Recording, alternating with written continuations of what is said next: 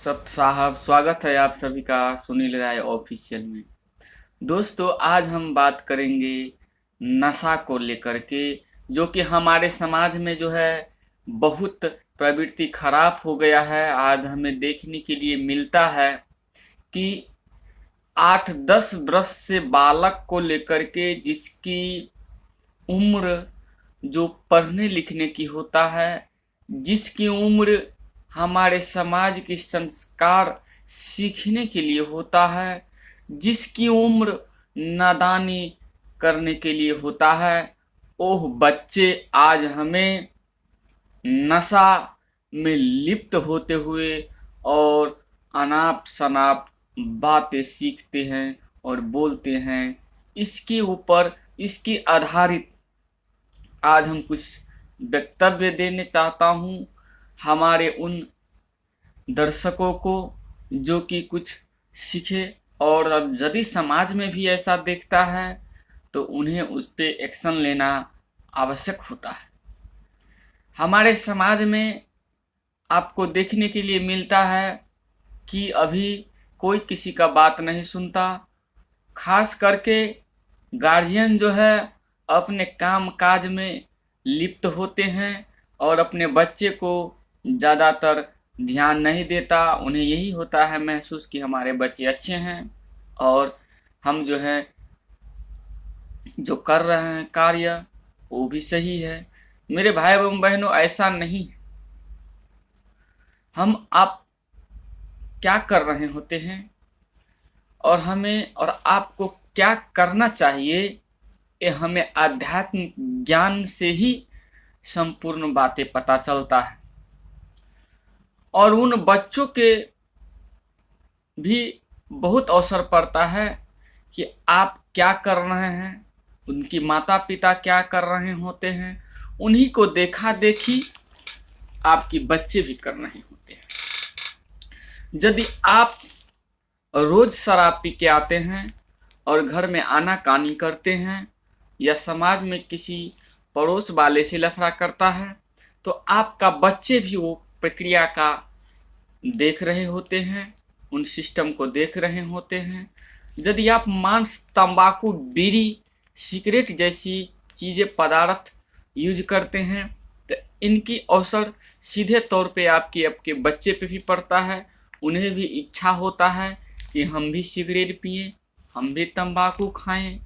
इस तरीके के प्रबल इच्छा बच्चे में जागते हैं, क्योंकि उनकी उम्र जो है अभी कुछ सीखने के लिए होता है। तो यदि आप अच्छे चीज़ करते हैं तो आपके बच्चे सही तरीके से और सीधी तौर पे और तुरंत जो है अच्छे चीज़ सीख लेंगे।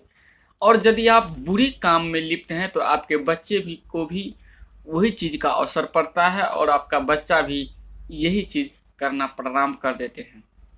तो बाद में आप पछताते हैं और बोलते हैं कि ऐसे हो गया। अभी हमारे समाज में एक चीज़ और देखने के लिए मिला है कि बहुत सारा जो है व्यक्ति लव जिहाद हो गया, इस किस्म का कार्य में लिप्त है।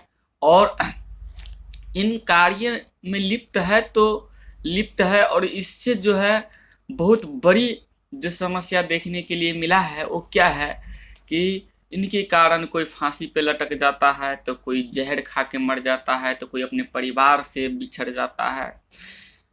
समाज में दूषित फैला हुआ है और ये सारे दूषित की जड़ से खत्म करने के लिए और ये सारे समस्या की जड़ से खत्म करने के लिए सारे चीज की चाबी इस संसार में, पूरे पृथ्वी पर एक ही है। और ये आपको मानना पड़ेगा और मानना भी चाहिए, क्योंकि गीता अध्याय नंबर 4 के श्लोक नंबर 34 में गीता ज्ञानदाता अर्जुन से कह रहा है कि अर्जुन, तेरे और मेरे बहुत सारे जन्म हो चुके हैं, ये बात को तू नहीं जानता, मैं जानता हूं। और पूर्ण परमात्मा की प्राप्ति के लिए किसी तत्वदर्शी संत की खोज करो। गीता अध्याय नंबर 11 में कहा है कि तेरे और मेरे बहुत जन्म हो चुका है, ये बात को तू नहीं जानता है, मैं जानता हूँ। इसका मतलब गीता ज्ञानदाता का भी मृत्यु होता है और वो अन्य किसी तत्वदर्शी संत के शरण में जाने के लिए इशारा कर रहा है। तो गीता अध्याय नंबर 4 के श्लोक नंबर 34 में ये कह रहा है कि किसी तत्वदर्शी संत को खोज करना चाहिए, उनकी जो है विनम्र भाव से एकाग्र होके करबद्ध होके उनसे नाम दीक्षा लेकर मर्यादा में रहकर आजीवन भक्ति करने से ही मानव को परम गति को प्राप्त होता है। तो यदि आप तत्वदर्शी संत के शरण में यदि आते हैं और वो तत्वदर्शी संत वर्तमान में बंदी छोड़ सतगुरु रामपाल जी महाराज जी है, जो कि हमारे और आपके लिए और ये सारे सृष्टि के सही रास्ता और गुड ज्ञान देने के लिए गीता, भागवत, कुरान, बाइबल से लेकर के जितने भी धर्म हैं सारे के सारे पन्ना खोल करके और उनकी गुड ज्ञान को खोल करके रख दिए हुए हैं। आप किसी भी धर्म से बिलोंग क्यों न कर रहा हो, एक बार पूर्ण परमात्मा बंदी छोड़ कबीर परमेश्वर की ज्ञान को और उनकी भेजे हुए तत्वदर्शी संत उनकी ही स्वरूप होते हैं। उनकी प्रवचन सुनने की एक बार आवश्यक कोशिश करें, ना कि अपने जीवन को जो कर रहे हैं उन्हीं कार्य में लिप्त होके अपने व अपने बच्चे को जीवन को बर्बाद करें।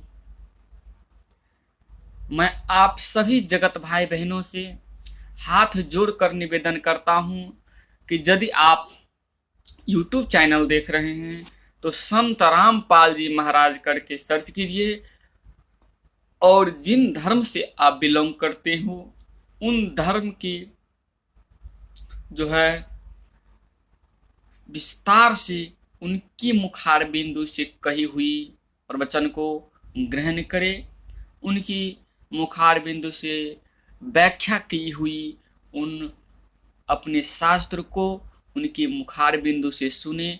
क्योंकि वर्तमान में जो है सत्संग करने की या कथावाचक कहे या कोई वक्ता कहे या कुछ भी कह ले या पूर्ण परमात्मा का अवतार कहे या तत्वदर्शी संत कहे, इस पूरे ब्रह्मांड में ये सारे चीज करने के एक ही व्यक्ति का सिर्फ जो है एक ही संत है और उन्हीं जो है एक ही अधिकारी व्यक्ति है, अधिकारी संत, अधिकारी महापुरुष है जो कि इस धरती पर उनकी ही जो है